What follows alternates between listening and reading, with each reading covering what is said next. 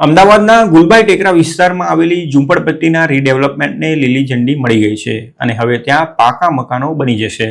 ગુલબાઈ ટેકરાનો સમાવેશ અમદાવાદના પ્રાઇમ લોકેશનમાં થાય છે, પરંતુ ત્યાં આવેલી આ ઝુંપડપટ્ટી સામે આજુબાજુની સોસાયટીઓએ વાંધો ઉઠાવ્યો હતો, જેનો કેસ છેલ્લા 30 વર્ષથી હાઈકોર્ટમાં ચાલી રહ્યો હતો. પરંતુ હાઈકોર્ટે સોસાયટીઓની અરજીને ફગાવી દેતા આ વિવાદનો ધી એન્ડ આવી ગયો છે અને હોલીવુડ તરીકે જાણીતા વિસ્તારની કાયાપલટનો માર્ગ મોકળો બન્યો છે. ગુલબાઈ ટેકરામાં જ્યાં આ ઝુંપડપટ્ટી છે તે વિસ્તારને હોલીવુડ તરીકે પણ ઓળખવામાં આવે છે અને છેલ્લા ઘણા સમયથી તેના રીડેવલપમેન્ટની રાહ જોવામાં આવી રહી હતી.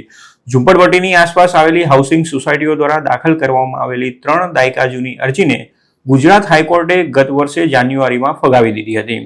કોર્ટના ચુકાદા બાદ ગત સપ્તાહે આ વિસ્તાર માટે ત્રીજી અને અંતિમ ટાઉન પ્લાનિંગ એટલે કે ટીપી સ્કીમ જાહેર કરવામાં આવી હતી. અંગ્રેજી દૈનિક અમદાવાદ મિરરના રિપોર્ટ પ્રમાણે ગુલબાઈ ટેકરામાં આ ઝુંપડપટ્ટી 4 દાયકા જૂની છે અને હવે ત્યાં પ્રધાનમંત્રી આવાસ યોજના હેઠળ ફ્લેટ બનાવવામાં આવશે. રાજ્યના અર્બન ડેવલપમેન્ટ ડિપાર્ટમેન્ટ દ્વારા તેના રીડેવલપમેન્ટને પહેલાથી જ મંજૂરી આપી દેવામાં આવી હતી.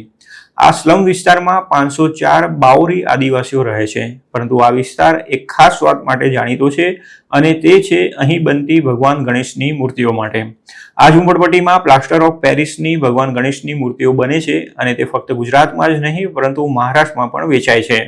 શહેરના મધ્યમાં આવેલી આ મુખ્ય જમીનના રીડેવલપમેન્ટનો મુદ્દો 1985નો છે.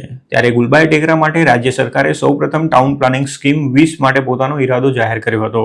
1992માં તેનો પ્રથમ ડ્રાફ્ટ જાહેર કરવામાં આવ્યો હતો, જોકે ત્યારથી વિવાદ ઊભો થયો હતો, કેમ કે ઝુંપડપટ્ટી વિસ્તારની આસપાસ રહેલી સોસાયટીઓ દ્વારા જમીનની માલિકીનો વિવાદ ઉઠાવવામાં આવ્યો હતો અને તેઓ હાઈકોર્ટમાં ગયા હતા.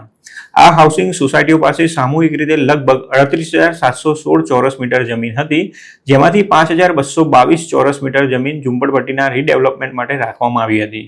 પરંતુ સોસાયટીઓએ દલીલ કરી હતી કે તેમણે જમીન ખરીદી હતી અને તેઓ તે જમીન પોતાની રીતે ડેવલપ કરવા ઈચ્છતી હતી. ત્યારથી આ જમીનને લગતો કેસ હાઈકોર્ટમાં ચાલી રહ્યો હતો અને તે લગભગ 3 દાયકા સુધી ચાલ્યો. અંતે હાઈકોર્ટે ગત વર્ષે સોસાયટીઓની અરજી ફગાવી દીધી હતી અને તેના કારણે હવે રીડેવલપમેન્ટનો માર્ગ સરળ બન્યો છે. આ કાનૂની લડાઈ ચાલી રહી હતી તે દરમિયાન અમદાવાદ મ્યુનિસિપલ કોર્પોરેશન એટલે કે એએમસીએ ઝુંપડપટ્ટીમાં રહેતા લોકોને 1997માં ઓઢવમાં નવા બનેલા EWS હાઉસિંગમાં ખસેડવાનો પ્રયાસ પણ કર્યો હતો, પરંતુ મૂર્તિ બનાવવાથી તેમની રોજીરોટી ચાલી રહી હતી, તેથી તેમણે ત્યાંથી જવાનો વિરોધ કર્યો હતો. એએમસીએ ત્યારે તેમને તેમના કામના સ્થળે લાવવા લઈ જવા માટે એએમટીએસની ફ્રી બસ સર્વિસ પણ શરૂ કરી હતી, પરંતુ 1 મહિનાની અંદર જ તેમણે ઓઢવના ઘરો ખાલી કરી દીધા હતા અને પાછા હોલીવુડમાં રહેવા આવી ગયા હતા. નવા રીડેવલપમેન્ટ પ્લાન હેઠળ ખાનગી બિલ્ડર્સને કોન્ટ્રાક્ટ આપવામાં આવશે અને આવા કિસ્સાઓમાં એએમસી દ્વારા આપવામાં આવતા ટ્રાન્સફરેબલ ડેવલપમેન્ટ રાઇટ્સ એટલે કે TDRનો લાભ પણ તેમને મળશે. આ ઉપરાંત આવી સ્કીમમાં 20% કમર્શિયલ ડેવલપમેન્ટની મંજૂરી હોય છે, જેથી આ વિસ્તારના પ્રાઇમ લોકેશનને ધ્યાનમાં રાખીને પ્રોજેક્ટ આર્થિક રીતે વધારે નફાકારક બનશે. આ અંગે એક સિનિયર ટાઉન પ્લાનિંગ ઓફિસરે જણાવ્યું હતું કે ત્રીજો અને અંતિમ રિવાઇઝ્ડ ટીપી સ્કીમ ડ્રાફ્ટ ગત સપ્તાહે જાહેર કરવામાં આવ્યો હતો અને હવે તેમાં કોઈ અવરોધ નથી, જેના કારણે રીડેવલપમેન્ટ શરૂ કરી શકાય છે.